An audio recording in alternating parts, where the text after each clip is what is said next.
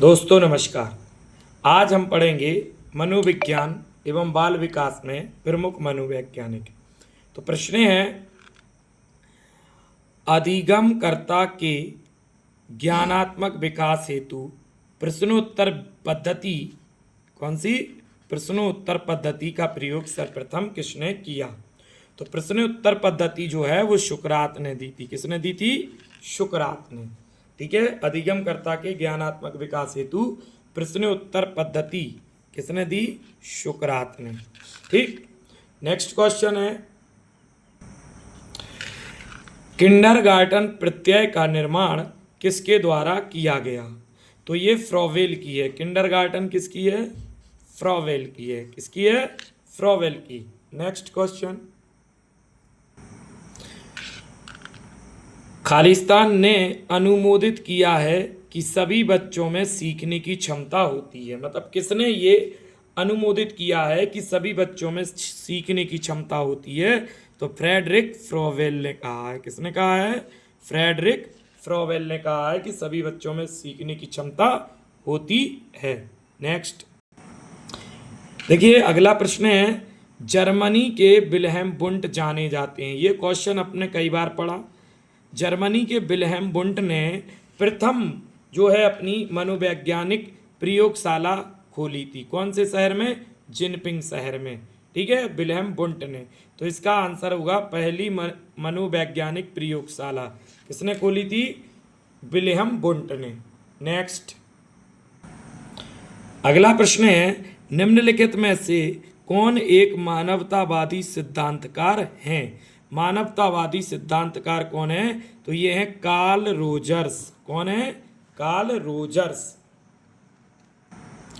अगला प्रश्न है, एक राष्ट्र के विद्यालय उसके जीवन के अंग हैं जिनका विशेष कार्य है उसकी आध्यात्मिक शक्ति दृढ़ बनाना, उसकी ऐतिहासिक निरंतरता को बनाए रखना, उसकी भूतकाल की सफलताओं को सुरक्षित रखना और उसके भविष्य की गारंटी करना। यह कथन किसका है? तो ये है टीपी नन का। ठीक है, किसने कहा? ये टीपी नन ने। क्या कहा टीपी नन ने? कि एक राष्ट्र के विद्यालय उसके जीवन के अंग हैं जिनका विशेष कार्य है उसकी आध्यात्मिक शक्ति दृढ़ बनाना, उसकी ऐतिहासिक निरंतरता को बनाए रखना, उसकी भूतकाल की सफलताओं को सुरक्षित रखना और उसके भविष्य की गारंटी करना।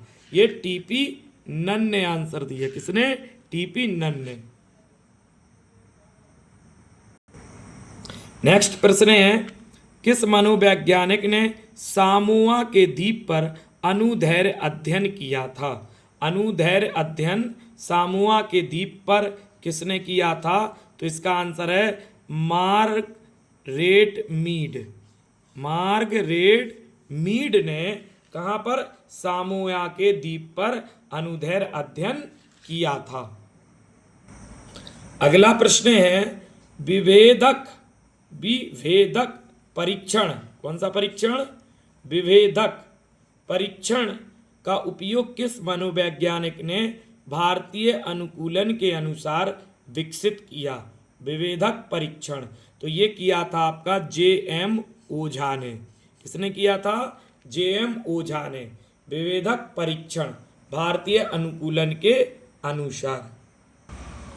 अगला प्रश्न है, किसने शिशुओं के मस्तिष्क को खाली स्लेट माना? किसने शिशुओं के मस्तिष्क को खाली स्लेट माना? जॉन लॉक ने। जॉन लॉक ने शिशुओं के मस्तिष्क को खाली स्लेट माना। नेक्स्ट, निम्न में से कौन संज्ञानात्मक समग्रकृति मनोवैज्ञानिक नहीं है? निम्न में से कौन संज्ञानात्मक समग्रकृति मनोवैज्ञानिक नहीं है? टालमेन। तो टालमेन नहीं है। बाकी तो देखिए जो हैं कर्ल लेविन, कोहलर, बर्दीमर, ये संज्ञानात्मक समग्रकृति मनोवैज्ञानिक हैं जबकि टालमेन नहीं है। नेक्स्ट प्रश्न है, निम्न में से कौन सा युग्म सही है? देखिएगा, अधिगम के प्रकार तो अधिगम के प्रकार जो है वो उसुबेल ने दिए थे 4, ये गलत है। अनुभव जन अधिगम कार्ल रोजर्स, ये सही है। अनुभव जन अधिगम कार्ल रोजर्स बिल्कुल राइट आंसर। सामाजिक अधिगम, तो सामाजिक अधिगम का बंडूरा ने दिया था। अंतर्दृष्टिपूर्ण अधिगम, तो ये दिया था आपका कोयलर ने। इसलिए इसमें कौन सा सही है? अनुभव जन अधिगम कार्ल रोजर्स का बिल्कुल right answer.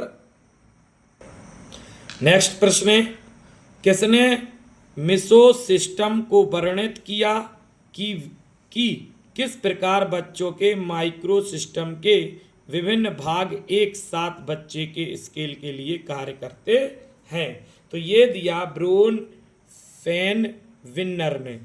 Brown fan winner ने क्या कहा? ब्रोन फैन विन्नर ने इसने कहा कि जो मिसो सिस्टम है उसमें बच्चे के माइक्रो सिस्टम के विभिन्न भाग एक साथ कार्य करते हैं, ब्रोन फेन विन्नर ने। नेक्स्ट प्रश्न है, मनोवैज्ञानिक को व्यवहार का विज्ञान मानने वाले मनोवैज्ञानिक क्या हैं? मनोविज्ञान को व्यवहार का विज्ञान मानने वाले कौन हैं? तो ये हैं वॉटसन। वॉटसन ने क्या कहा? मनोविज्ञान को व्यवहार का विज्ञान माना। मूल प्रवृत्ति का जनक कौन है? तो देखिए मूल प्रवृत्तियां 14 होती हैं और इनके जनक जो हैं वो मैकडूगल हैं। कौन है? मैकडूगल। और आज का आखिरी प्रश्न है, कार्ल रोजर्स के द्वारा प्रस्तावित सिद्धांत यह है। कार्ल रोजर्स ने कौन सा सिद्धांत दिया? तो अभी भी अपन ने पढ़ा था कि अनुभावात्मक अधिगम सिद्धांत।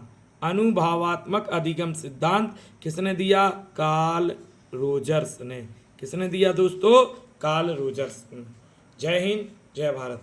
आपको अगर वीडियो अच्छी लगी हो तो लाइक करें, सब्सक्राइब करें, कमेंट बॉक्स में कमेंट करें और बेल आइकन जरूर दबाएं, इससे नई वीडियो आपको मिले तो तुरंत आपको पता चले।